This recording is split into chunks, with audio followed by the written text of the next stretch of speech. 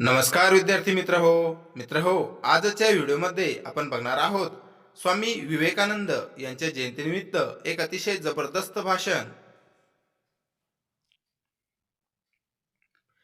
उठा, जागे व्हा आणि ध्येय साध्य होईपर्यंत थांबू नका।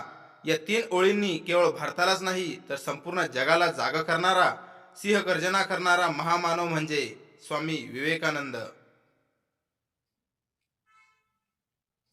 आदरणीय प्रमुख पाहुणे, मान्यवर शिक्षक वृंद आणि माझ्या प्रिय मित्रांनो, आज आपण एका अशा तेजस्वी व्यक्तिमत्वाची जयंती साजरी करत आहोत ज्यांनी भारताची आत्मा जगासमोर अभिमानाने उभी केली। स्वामी विवेकानंद म्हणजे केवळ एक संन्यासी नव्हे, तर तरुणाईला आत्मविश्वास देणारा विचारांचा ज्वालामुखी होता। 1893 साली अमेरिकेतील शिकागो येथे भरलेल्या जागतिक धर्म परिषदेत my brothers and sisters of America असे शब्द उच्चारताच सभागृह टाळ्यांच्या गजराने दुमदुमून गेले। त्या एका क्षणात भारत गुलाम असतानाही भारतीय संस्कृतीचा गौरव विश्वपटलावर कोरला गेला। हा चमत्कार घडवणारा पुरुष म्हणजे स्वामी विवेकानंद। स्वामी विवेकानंदांचे विचार साधे होते पण परिणामकारक होते। ते म्हणायचे, एक पुस्तक वाचून ज्ञानी होता येत नाही, तर स्वतःला ओळखल्यावरच खरे ज्ञान मिळते। त्याने धर्म शिकवला नाही तर मानवता शिकवली।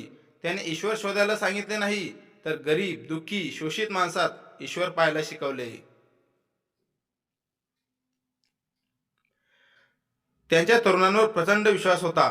ते सांगत, मला अशा तरुणांची गरज आहे ज्यांच्या स्नायूंमध्ये पोलाद आणि मनात वज्रासारखा आत्मविश्वास असेल। आजचा युवक मोबाईलमध्ये हरवलेला असताना स्वामी विवेकानंद आपल्याला विचारतात, तुझा वेळ कुठे चाललाय, तुझं ध्येय काय आहे? स्वामी विवेकानंदांनी राष्ट्र निर्मितीचा पाया चारित्र्य, आत्मविश्वास आणि सेवा यावर ठेवला। रामकृष्ण मिशनाच्या माध्यमातून त्यांनी शिक्षण, आरोग्य आणि समाजसेवा यांचा संगम घडवला। त्यांच्या मते देशाची प्रगती ही फक्त इमारतींनी होत नाही, तर सुसंस्कृत, निडर आणि विचारशील नागरिकांनी होते।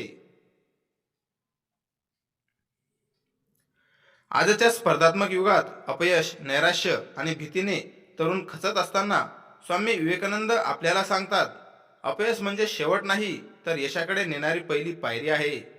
मित्रांनो, स्वामी विवेकानंद जयंती म्हणजे फक्त पुष्पहार अर्पण करण्याचा दिवस नाही, तर त्यांचे विचार आपल्या जीवनात उतरवण्याचा दिवस आहे। आपण ठरवूया, मी माझ्या देशासाठी काहीतरी करेन, मी स्वतःवर विश्वास ठेवेन आणि मी कधीही हार मानणार नाही। चला तर मग स्वामी विवेकानंदांच्या शब्दातच सांगतो, उठा, जागे व्हा आणि ध्येय साध्य होईपर्यंत थांबू नका। हीच खरी त्यांना आदरांजली। धन्यवाद। जय हिंद, जय भारत।